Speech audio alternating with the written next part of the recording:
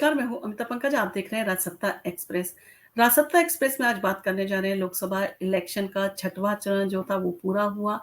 और इससे पहले क्या जो थी दिल्ली में हलचल थी, किस तरह की चीज़ें चल रही थी, वो सारी चीज़ें कुछ हम आपसे साझा करेंगे। दिल्ली का जो चुनाव था वो ख़ास इसलिए था कि अरविंद केजरीवाल जो थे उन्हें चुनाव प्रचार करने के लिए इंटरिम बेल मिली हुई है और उन्हें शराब घोटाला जो केस था उसके तहत वो जो थे वो गिरफ्तार किए गए थे और वो तिहाड़ जेल में थे और चुनाव प्रचार करने के लिए उन्होंने जो था सुप्रीम कोर्ट में अपनी जो अरेस्ट थी उसको इलीगल डिक्लेयर करने के लिए बोला था, परंतु सुप्रीम कोर्ट ने बीच में से उनको इंटरिम बेल देकर उन्हें चुनाव प्रचार करने की परमिशन दी थी, क्योंकि सुप्रीम कोर्ट का कहना था कि 5 साल में एक बार लोकसभा इलेक्शन होते हैं तो सारी पार्टियों को अपना पक्ष रखने का अधिकार है और इसी अधिकार का इस्तेमाल करने के लिए अरविंद केजरीवाल को जो थी इंटरिम बेल दी गई, क्योंकि वो अपनी पार्टी के मुखिया थे और उनका ये हक था कि वो अपने जनता के बीच में जाएँ और अपनी बात को कहें। तो ये सारी चीज़ें जो थी वो चल रही थी, वो अपना चुनाव प्रचार कर रहे हैं, सब चीज़ें कर रहे हैं। इस बीच में एक घटना होती है कि स्वाति मालीवाल जो थी, वो सीएम आवास जाती हैं, वहाँ सीएम आवास पर उनके साथ में जो थी, सीएम के जो पीए थे उन्होंने विभव कुमार ने स्वाति मालीवाल के साथ में मारपीट की और इन सारी चीज़ों के तहत जो था 2-3 दिन तक तो स्वाति जो मालीवाल थी वो चुप रहीं, उसके बाद में उन्होंने रिटन कंप्लेंट फाइल की और रिटन कंप्लेंट में उन्होंने अपना स्टेटमेंट दिया और उन्होंने जो थी वो एफआईआर दर्ज कराई। एफआईआर दर्ज कराने के साथ-साथ उन्होंने अ, 164 के जो थे बयान भी मजिस्ट्रेट के सामने अपने दिए और ये सारी चीज़ें जो थी वो इलेक्शन से पहले हुई और इलेक्शन क्योंकि सर पे था और ये सारी चीज़ें होती कहीं न कहीं पार्टी को ये था कि अब वो अपनी जो छवि थी, उसको कैसे सारी चीज़ों को ठीक करें, कैसे अपनी इमेज को जो है वो सही कर पाएँ। तो ऐसे में जब ये सारी चीज़ें हुई तो अरविंद केजरीवाल का कोई भी इस पर जो इसे लेके कोई भी जवाब नहीं आया, उन्होंने कोई भी स्टेटमेंट नहीं दिया और आपने देखा होगा जब वो लखनऊ में गए थे अखिलेश यादव की प्रेस कॉन्फ्रेंस में पार्टिसिपेट किया था, उसमें भी जब उनसे सवाल पूछा गया था तो उसका जवाब अखिलेश यादव या संजय सिंह ने जवाब दिया था। अरविंद केजरीवाल ने उसमें मौन ही रखा था, कुछ नहीं बोला था। और अब ये सारी चीज़ें चल रही थी और अब इलेक्शन से दिल्ली इलेक्शन से 2-3 दिन पहले जो है वो एक्टिविटी जो थी, वो स्टार्ट होनी शुरू हो गई। श्वेता मालीवाल जो थी उन्होंने एएनआई को अपना इंटरव्यू दिया जिसमें सारी बातें बताई कि किस तरह से उनके साथ में मारपीट की गई थी और किस तरह से उनके साथ में सीएम हाउस में जो था व्यवहार किया गया था और ये सारी चीज़ें सीएम की जो नॉलेज में थी और उनको इन सारी चीज़ों के ऊपर एक्शन लेना चाहिए था। उन्होंने एक्शन भी नहीं लिया और उन्होंने स्वाति मालीवाल से फ़ोन करके भी नहीं पूछा उनका पक्ष कि क्या हुआ था, क्या क्या घटना की थी, इसकी जानकारी भी उन्होंने नहीं ली, जबकि वो उनके और स्वाति मालीवाल जो है उनके काफ़ी लंबे संबंध थे। और इन्हीं सारी चीज़ों के बीच में जब लोकसभा इलेक्शन जो था वो उसके दिन करीब आ रहे थे, तो उसके इलेक्शन के 2 दिन पहले जो था अरविंद केजरीवाल थे एक्टिव हो गए। उन्होंने भी जो था कई चैनल्स को अपने इंटरव्यू दिए जिसमें स्वाति मालीवाल के ऊपर तो वो थोड़े से उन्होंने कम शब्दों में ही बात कही, बाकी चीज़ें कहीं और उन्होंने अपने एलिगेशन जो थे वो नरेंद्र मोदी के ऊपर लगाए कि नरेंद्र मोदी ने उन्हें गिरफ्तार किया है, नरेंद्र मोदी की वजह से बेल नहीं मिल रही है और जो कोर्ट है उनके ऊपर भी कहीं न कहीं प्रेशर रहता है सरकार का। तो ये सारी चीज़ें उन्होंने कही और इसके साथ ही साथ जो था अ, अरविंद केजरीवाल ने सोचा कि ये सारी चीज़ें हैं, अब जनता के बीच में कैसे अपनी छवि और इमेज को पूरा करें, कैसे वो क्या प्रयास करें कि जिससे कि जनता के जो उनकी जो 7 सीटें हैं साथ में लड़ रहे हैं, तो उस पर कैसे कामयाबी हासिल की जाए। ऐसे में अरविंद केजरीवाल जो थे, उनके पास में जब ये हुआ कि एफआईआर हो गई है, विभा को अरेस्ट कर लिया गया है और उनके घर में अब पूछताछ होगी, उनके पेरेंट्स से भी पूछताछ करने के लिए जो पुलिस का फ़ोन आया था, तो अरविंद केजरीवाल ने के लिए ये बहुत अच्छा मौका था और उन्होंने इस चीज़ को बनाते हुए उन्होंने अपने बूढ़े माता-पिता को धूप में जो था घर से बाहर निकाला और वो लॉन से होते हुए बाहर आए और ऐसे में जो अरविंद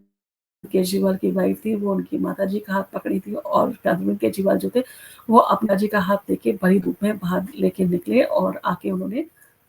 उनके साथ में बैठे और कहा कि मैं यहाँ पर बैठ के मोदी की पुलिस का इंतज़ार कर रहा हूँ कि ये मोदी पुलिस है वो मेरे माँ-बाप से जो माता के जो बूढ़े माता-पिता हैं, माँ मेरी बीमार है, पिताजी को मेरे सुनाई नहीं देता और ऐसी कंडीशन है, ऐसे में जो मोदी सरकार है, उसकी पुलिस जो है वो मुझे लगातार प्रताड़ित कर रही है। मेरे बूढ़े माँ-बाप के साथ में इस तरह का व्यवहार नहीं करना चाहिए, मेरे बूढ़े माँ-बाप को बख्श देना चाहिए। उनको ये सारी चीज़ें थी, उसकी उन्होंने प्रॉपर एक वीडियोग्राफ़ी की, पूरा उन्होंने उसका वीडियो बनाया था अपने माता-पिता को, जब वो तेज़ धूप में बाहर निकाल के लेके आ रहे थे और उसके बाद में उन्होंने वो वीडियो जो था, अपने यूट्यूब हैंडल पर और बाकी जगह पे उन्होंने वो वीडियो जो था वो वायरल कर दिया। और इस तरह से कि ताकि जनता में एक सिम्पैथी जाए कि उनके माता-पिता के साथ में इस तरह का व्यवहार जो कर रहे हैं, मोदी सरकार कर रही है, वो नहीं होना चाहिए। या मोदी सरकार की पुलिस है इस तरह की चीज़ें कर रही है, ये सारी चीज़ें उनकी एक स्ट्रैटेजी का कह सकते हैं, उनकी सोची-समझी एक स्ट्रैटेजी थी, जिसको उन्होंने इम्प्लीमेंट किया इलेक्शन से 2 दिन पहले। और इन सारी चीज़ों के जो चलते उन्होंने ये कहा कि राजनीतिक दुश्मनी मुझसे है, आप मुझसे निकालिए और मेरे माता-पिता को इस तरह से टॉर्चर नहीं किया जाना चाहिए। और जब दिल्ली में छठवें चरण का जब इलेक्शन था, वोटिंग थी, तो भरी दोपहर में जो अरविंद केजरीवाल हैं, वो अपने पिताजी को लेके बाहर निकलते हैं और उनको जो था बूथ पर लेके आते हैं और उनसे वोट पड़वाते हैं और वोट पड़वाने के बाद में उनके साथ में भरी धूप में वो फ़ोटो अपना खिंचवाते हैं और बाकी के सामने वो अपने पिताजी को लेके खड़े होते हैं और फ़ोटो उनका खिंचवाते हैं। इसमें उनकी माता जो है वो नहीं आई, माताजी या तो आई नहीं थी या हो सकता है कि वो जब फोटोग्राफ़ी करा रहे थे उस टाइम पे वो वहाँ पर मौजूद नहीं थी।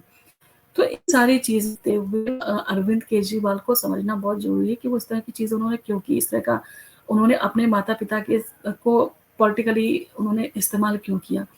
उन्होंने इस तरह की चीज़ जो की है वो कहीं न कहीं जो है प्रश्न चिन्ह एक जो है वो लगाती है उनकी सोच पर और आज माता-पिता जो माताजी तो नहीं दिखाई दी थी, पिताजी दिखाई दिए थे और उन्होंने ये भी जानकारी नहीं दी कि माताजी ने उन पे वोट किया है कि नहीं किया है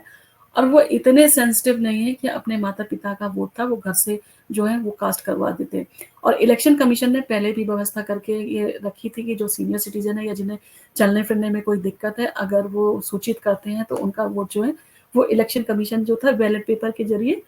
वो घर से अपना जो था वोट डाल सकते थे। इसकी व्यवस्था जो थी इलेक्शन कमीशन ने ऑलरेडी की हुई थी। और वो अगर इलेक्शन कमीशन को नोट करवा देते तो उनका वोट भी घर से जो है कास्ट किया जा सकता था और इतना ज़्यादा उनको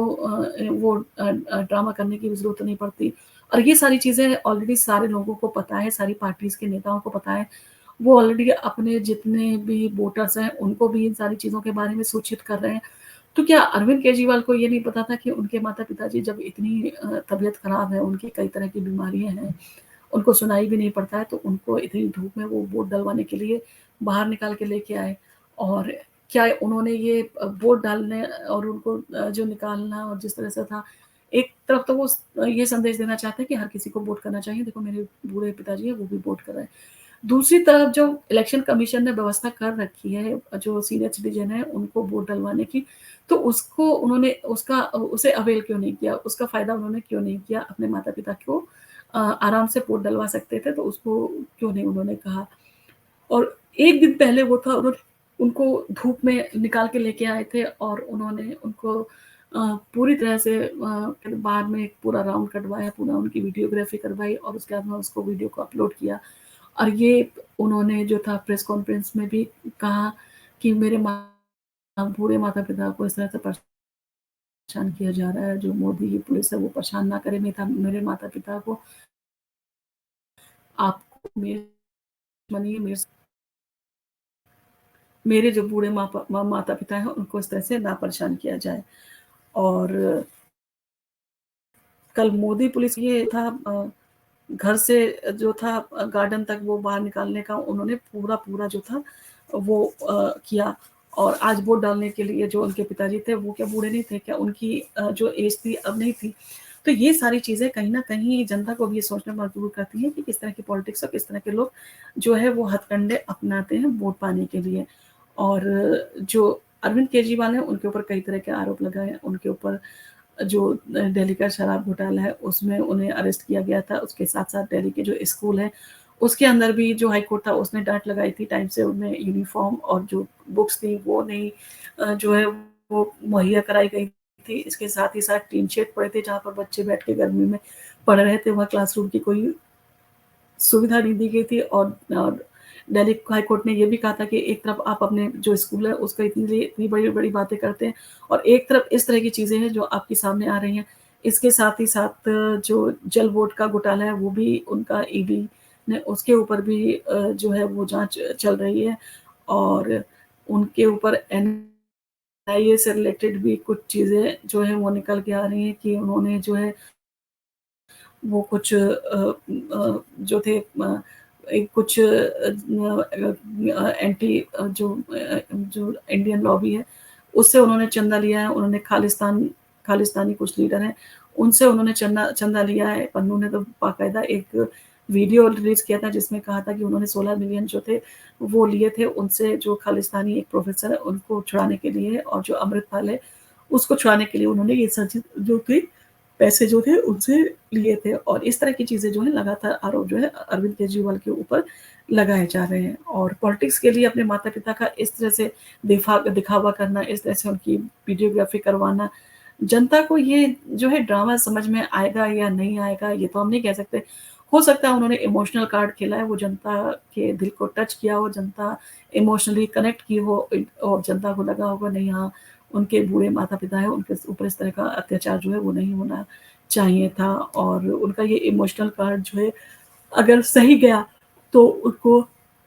ज़्यादा सीट मिल सकती हैं और जिस तरह से वो इमोशनल कार्ड का इस्तेमाल लगातार जब से निकल के आए तब से जनता के बीच में वो इमोशनल अपना जो है ब्लैकमेलिंग चल रही है उनकी, वो इमोशनली अपना जनता के दिलों तक पहुँचने की कोशिश कर रहे हैं ताकि उनकी छवि जो है वो वापस उसी तरह की बने और आम आदमी पार्टी जो है सत्ता में जो है वो बनी रहे। तो इन सारी चीज़ों के लिए लोकसभा का इलेक्शन इम्पोर्टेंट है, अगर लोकसभा की सातों सीटें अगर आम आदमी पार्टी को मिलती है तो उसकी जो है स्थिति मजबूत होगी पार्लियामेंट में। तो इन सारी चीज़ों को देखते हुए अरविंद केजरीवाल जो भी साम-दाम, दंड-भेद जो भी वो चल सकते हैं चालें, वो सारी चीज़ें चल रहे हैं ताकि उनको जो है वोट करें। इसी के साथ-साथ आतिशी ने भी जो है वो एलजी के ऊपर आरोप लगाया कि दिल्ली के 6वें चरण में जब इलेक्शन हो रहा था, तो उस समय जो एलजी ने जो चुनाव का प्रक्रिया थी उसको धीमे करवा दिया। तो ये सारी चीज़ों के ऊपर अब गुस्से में हैं और उन्होंने कहा इस तरह की जो चीज़ें हैं वो जो एक चुनाव है जो उसके ऊपर एलिगेशन लगाते हैं, प्रक्रिया चुनाव चिन्ह लगाते हैं, उसमें अदा करते हैं जनता के मन में। ये सारी चीज़ें जो है भ्रम लेके आती हैं कि चुनाव आयोग या जो एलजी है वो इस तरह की चीज़ें कर रहे हैं, तो इस पे मैं सख्त उनके ऊपर कार्रवाई करूँगा, उनके ऊपर डिफेमेशन का सूट भी फाइल हो सकता है, उनके ऊपर क्रिमिनल सीआरपीसी का अंडर भी उनके ऊपर जो है वो जो है वो सूट फाइल कर होता है। अब देखना होगा कि जो एलजी हैं दिल्ली के वो क्या एक्शन लेते हैं, किसकी वो कार्रवाई जो कह रहे हैं करने आतिशी के ऊपर तो वो देखिए सख्त कार्रवाई और अरविंद केजरीवाल जो है वो इस चीज़ के दिल्ली की जो जनता है उसका मन जो है वो जीत रहे हैं। क्या वो उनका ये इमोशनल कार्ड रंग लाएगा? क्या जो इलेक्शन है उसका रिज़ल्ट उनके पक्ष में इन सारी चीज़ों के लिए हम इंतज़ार करेंगे 4 जून का रिज़ल्ट का कि किस तरह से 4 जून का रिज़ल्ट आता है और कौन-सी पार्टी कैसे परफ़ॉर्म करती है। क्योंकि इंडियन अलायंस लगातार कह रहा है कि वो सत्ता में आ रहा है और ऐसे में वो एनडीए टक्कर है और जो वो सत्ता से जा रहे हैं उनकी कोई वापसी नहीं हो रही है और उन्हें जो वोट भी नहीं मिलेगा क्योंकि जनता में बहुत आक्रोश है, जनता गुस्से में है और जनता ऐसे लोगों को जो है वो संविधान के जो दुश्मन हैं उनको उखाड़ फेंकेगी और ये सारी चीज़ें जो है वो अपनी जो प्रेस कॉन्फ्रेंस होती है उसमें भी करते हैं, पब्लिक मीटिंग्स में भी इसी तरह की बातें करते हैं। अब देखना होगा कि जो अरविंद केजरीवाल है, जो जिनकी जो डिस्क्रिप्शन बनाते हैं, जिस तरह से उनकी पार्टी और बाकी लोग जो हैं, बात करते हैं, वो एक ही बात करते हैं, एक ही तरह की बात करते हैं। जैसे स्क्रिप्टेड चीज़ें होती हैं, वो स्क्रिप्टेड जो सबके स्टेटमेंट हैं, एक ही सी चीज़ बोलनी है, एक ही बात कहनी है, एक ही तरह से कहना है। और ये चीज़ स्वाति मालीवाल ने भी कही है कि उनके अगेंस्ट जो है, वो कई तरह की बातें फैलाने की बात कर रहे हैं। उनके जो प्राइवेट वीडियोज़ हैं, उसे वो कहते हैं कि रिलीज़ कर देंगे और इस तरह से बाकी लोगों से भी जो वॉलंटियर्स हैं बाहर से जो फॉरेन कंट्रीज़ में, उनसे भी इस जो स्वाति मालीवाल है, उससे संबंधित वो चीज़ों को कलेक्ट करने के लिए बोल रहे हैं कि वो सारी चीज़ें कलेक्ट करके स्वाति को जो है बदनाम करने का पूरा काम करें। उनका जो कैरेक्टर असैसिनेशन है, उसके लिए वो कोशिश कर रहे हैं। तो ये सारे आरोप जो हैं, वो स्वाति मालीवाल भी लगा रही हैं। अब देखना होगा जनता पे स्वाति मालीवाल के आरोपों का क्या असर होता है और अरविंद केजरीवाल की जो इमोशनल कार्ड जो उन्होंने खेला, उसका क्या असर होता है और दिल्ली के जो लोकसभा इलेक्शन है, उसमें किसकी सीटें निकल के आती हैं, क्या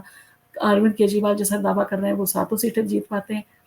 धन्यवाद। इसी के साथ आप हमारे साथ बने रहिए और 4 जून तक हम आपको इन सारी चीज़ों के लिए